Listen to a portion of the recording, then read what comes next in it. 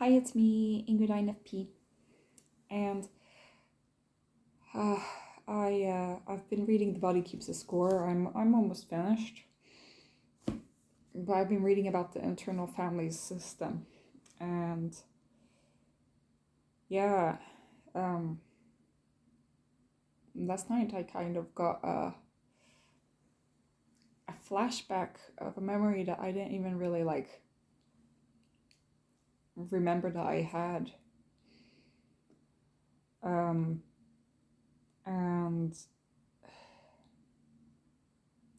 I want to share it in case there is somebody out there who has had similar thing happen to them. I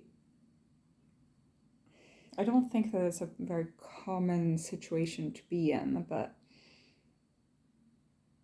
I don't know. I don't know because I don't think that people are ready to talk about this, because I didn't really know that this was something that happened until now. And I was like, am I sure that this happened? But then I'm like, yeah, I don't. This was a real memory. It wasn't like just something I made up. Like, why would I make up something like this? Anyway, maybe this video will be taken down because of YouTube censoring ideas, but who cares? I was bullied as a kid, and that is a lot of trauma. It doesn't, because it's so common, people don't really count it as a kind of trauma, but it really is. It really is, and I think we ought to treat it as such, because it's a big thing.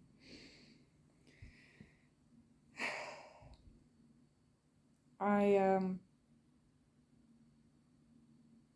I think it has to do with why I call myself asexual nowadays. I've never been abused in any way. I haven't been in terrible trauma like I know a lot of people are. But I was bullied emotionally, isolated, made fun of at school. And something that I was made fun of was my prudishness.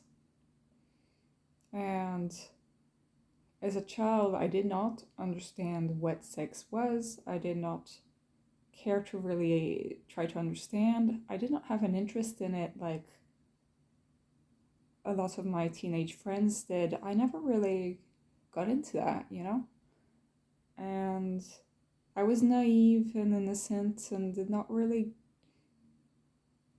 really got into that. I never got physically attracted to people. I was perpetually childlike in a way, but I was perceived as prudish by the people who did not see that as normal for a child, or even as a young teenager. There were a lot of kids, they thought that they were cooler than every other kid because they were more interested in adult subjects, But I wasn't. I was a late bloomer in a lot of senses, even physically. I grew physically tall late. I was always like the smallest girl in my class, and now I'm one of the tallest girls. Tallest woman. I was always more into childlike imaginative play rather than getting into makeup and fashion like normal girls are supposed to do in order to become a woman. All of these kinds of things, and I didn't want to grow up. I didn't feel like that was what I wanted to do. I wanted to remain a child. But some children, they thought that they were so mature by being into adult things while actually acting really immature and borderline cruel to other children. And what happened is that people would keep calling me prude and laughing behind my back, or not behind my back, about that. And people would keep inventing boyfriends that I would have, like, they would say, oh, he's interested in you. And it's like, and I got really upset by that. I would start crying, like, I don't want somebody to be interested in me. Like, leave me alone. I want to be alone.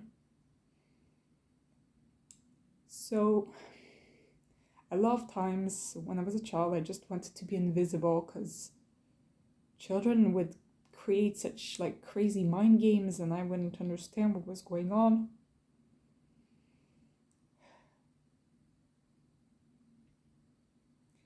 And yeah, they would say these things.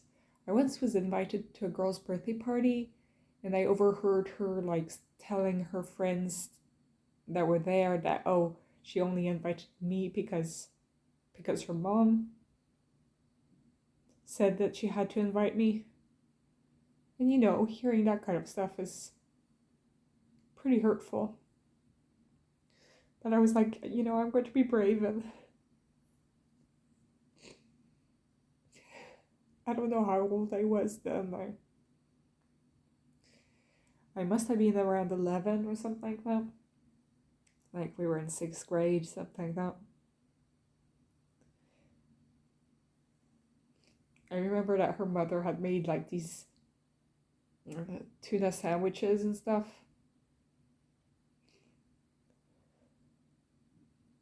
And I just sat there and ate tuna sandwiches.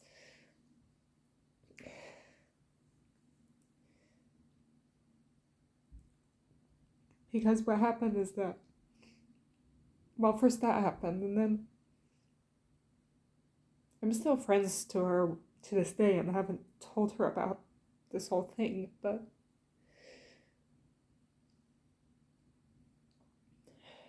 we've known each other since we were 5. I think that she was just trying to, like, not, like, save face in front of her other friends. And, you know, we were kind of stupid when we were 11 years old. But they started doing a striptease just for me because I was so prudish and they had to, like, loosen me up.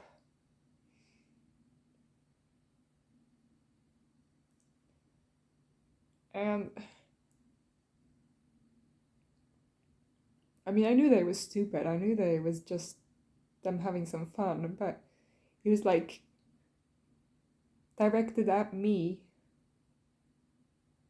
to make me feel uncomfortable and to infantilize me.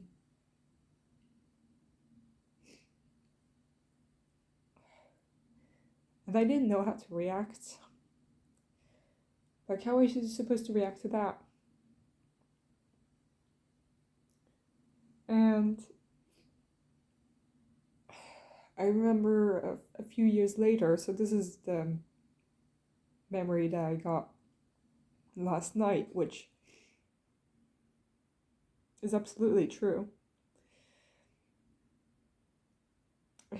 Well, when I was around 14, I was in a class where I didn't know anyone because basically if you took German as your second language, then you would be in one class, and if you took Spanish as your second language, then you would be in another class. And I was kind of forced by my parents to take Spanish because my grandfather has Spanish roots. Like my dad grew up in Spain. So we own a house in Spain, which like I never asked for, but I'm glad. I mean, I'm glad that we have the money to have a property down there. But it's like I've never really been interested in learning Spanish and all that. But so I was forced to take Spanish, and so I ended up in a different class than all of my friends who were taking German. And I ended up with my worst bullies in my class. And I cried and cried to like the school supervisor, and she didn't care. She said that I was being a baby. And she asked me, "Who are your bullies?" Which is like, obviously the worst question that you could ask, because how was I going to, like, what was going to happen if once the bully knows that I told on them, and then, well, so I said, and then she said, "But he's a nice young man. He's such an asset to this school, and I was like, this guy has made fun of me, laughed at me so many times, and here is this authority saying that he's like a model citizen, and I can't change class because that is me being bigoted and silly."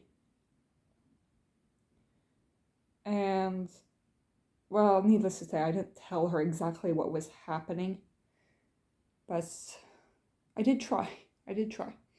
So anyway, I ended up in this class with a bunch of people who just generally despised me and who wanted to hurt me, laugh at me in different ways.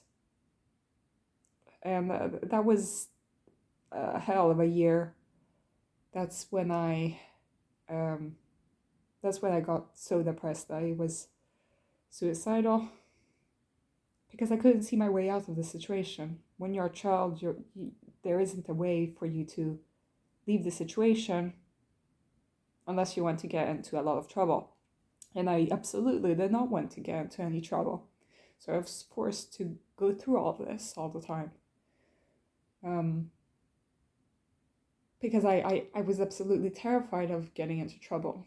Like, what would happen then, I mean, a lot of people at that age, they skip school, or they, or they stand up to the bullies, or they do a lot of crazy things. But I felt so inhibited by my own self that I couldn't imagine doing anything out of line, even though that might have, like, saved my mental health. In a way, it did save me because I didn't kill myself actively, But I did have a lot of ideas. I wasn't doing well.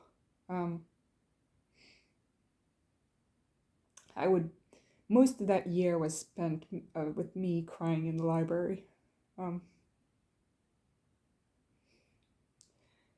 In the end, I became friends with one of the girls at the library, but she was also actually pretty mean. And then I became friends with another girl who was kind of nerdy, but she was nice at least. She would keep reading fan fiction on the school computers. So I didn't understand fan fiction then. She was reading like Hermione Snape fan fiction, which I was like so grossed out by. But anyway,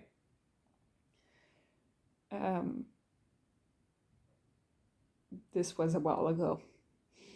But what actually happened in the end was that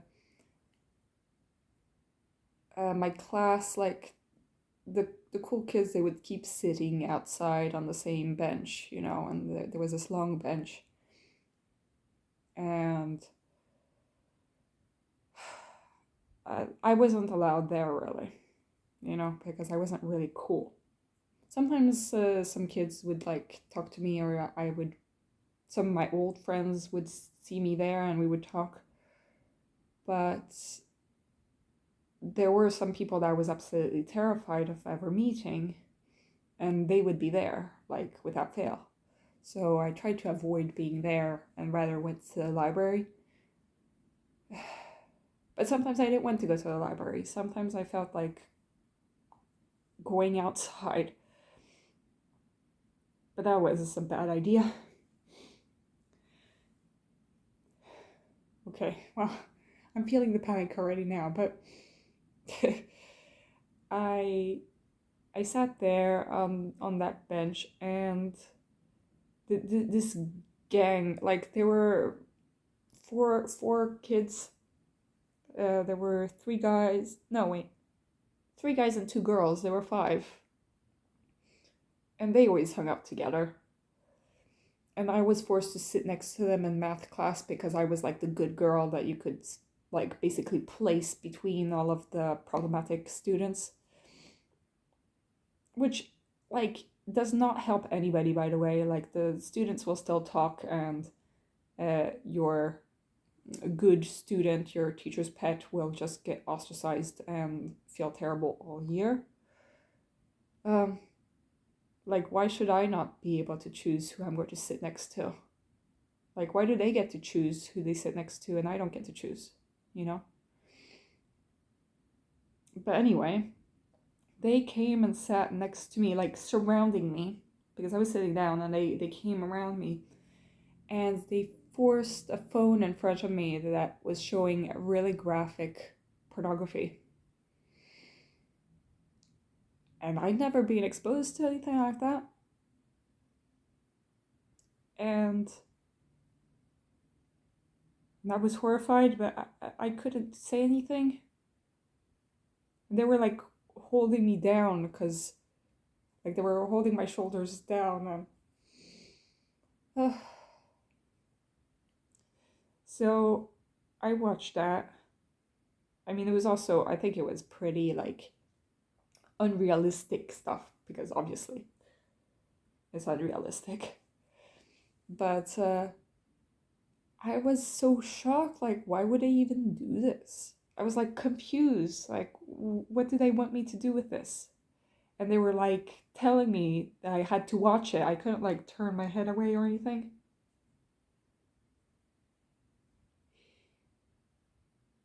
And they were laughing and laughing, and then it was like, oh, the bell rang and we were supposed to just go in class.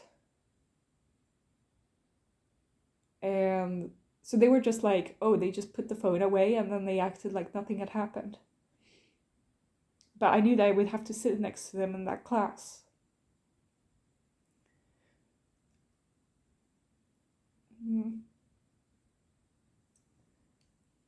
And yeah, that must have done something on my brain. Because why would I have repressed that memory for so long?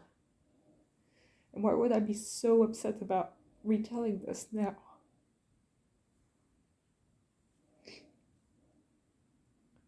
You know, this happened like more than 10 years ago. Like 14 years ago. And yet, I guess that it's affecting my sexuality to this day. I mean, and it affects my social relationships with people to this day. And my views on things to this day. And I didn't even know, I wasn't even aware of this memory.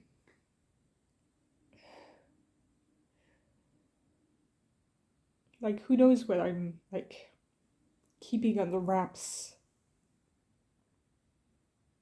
from that time. I mean, I don't know.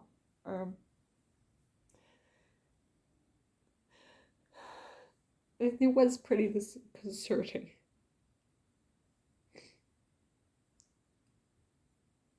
And distressing. Yeah. Alright, well, I don't want to portray myself like a victim on this channel. Because, well, you know,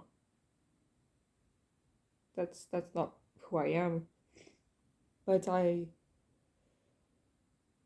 do think that maybe it is good for me to explore this a little bit on my own. But I just want to say that there are certain things that affect children in ways that affect us as adults, and that aren't like things that other people can really understand. And everything is such a jumble when you're experiencing these things as a child. You don't really, your memories aren't really like reliable and such, and everything just feels strange. And yeah, this is why I get so triggered about people questioning my sexuality on this channel.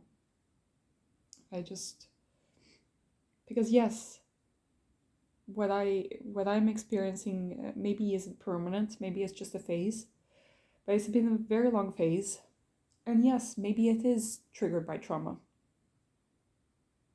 It is. But I don't think that it's anybody else's mission to fix me or to judge me for it, or to say that it's not possible, because it is possible. I exist. I exist, and I'm asexual. I don't, and that has given me problems. It has given me a lot of problems. It has led to that problem actually happening, because I was asexual even then. Now, if it led me to not pursuing these kinds of endeavors, yes, true, but it's also because the attraction was never there to start with, and that has led to problems for me as a young teenager up to well, even as a child. I was a child when I was like barely 11 when that birthday party happened. And then when I was 14, but then also, when I was 18 and later. Saying that asexuality is a mental illness in itself just hurts people. Saying that aromantic doesn't exist, that it's just a problem with intimacy, not really. That's not true. I just wish that it had just been allowed to be like that, and that way I could have not been so traumatized by the idea. But because I've been bullied for the fact that I did not experience romantic or sexual feelings, or at least not in the way that I'm supposed to, that has led to me having trauma. But it wasn't the actual asexuality that was caused by trauma. It was that I did not experience it and therefore was exposed to trauma. Or exposed to trauma. I was traumatized. And even if my asexuality is because of trauma, like,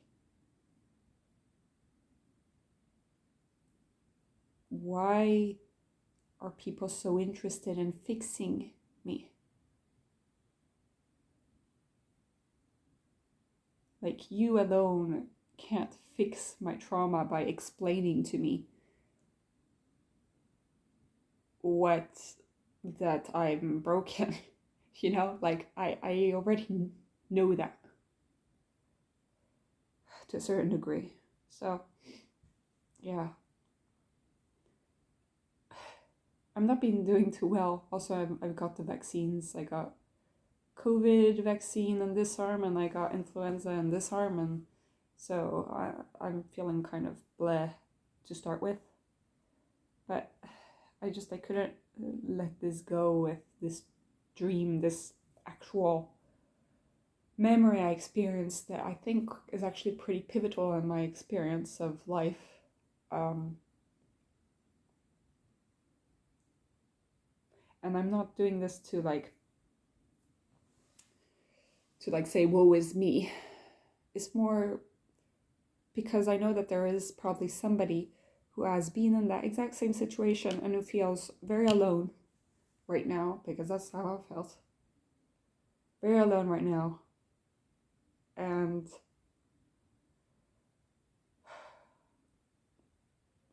he needs to know that it's okay. It's fine. You know, you're not broken just because you don't experience a romantic love or sexual attraction in the same way that others do. You can still be a loving person who can have affection for others, who can have intimate relations with others. Not the same way as like the heteronormative society wants it, but you're still capable of goodness and of love, and you're still a good person, and you don't deserve to be put down for that. I know a lot of people are extremely confused about aromantic and asexual stuff.